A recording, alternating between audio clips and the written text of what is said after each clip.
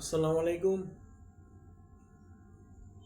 আজকে 16ই মে 2026। আমরা 16ই মে এই দিনটার গুরুত্ব সম্পর্কে একটু বলবো।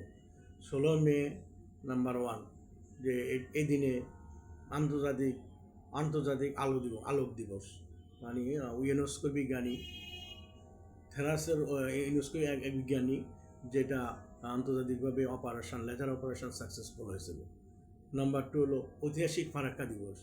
এই দিনে ফারাক্কাবাদের ফারাক্কা জন্য আমাদের মাওলানা ভাসানী, যে ফারাক্কাবাদের প্রতিবাদে ঐতিহাসিক লং মার্চ করেন।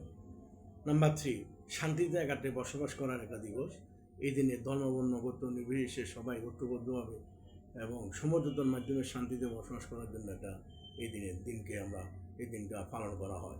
সুতরাং এই দিনকে আমরা এই তিনটা পয়েন্টের ভিত্তিতে শ্রদ্ধা করে স্মরণ করি আমরা বাংলাদেশের সবাই, এবং এই দিনে আমরা সবাই যাতে অত্যন্ত সমৃদ্ধ সাফল্য কামনা করে আমার দেশে বাংলাদেশে সহ সারা বিশ্বে আমরা মহান রাব্বুল আলমিনের কাছে দোয়া করি। ধন্যবাদ। আসসালামু আলাইকুম ওয়া রাহমাতুল্লাহ।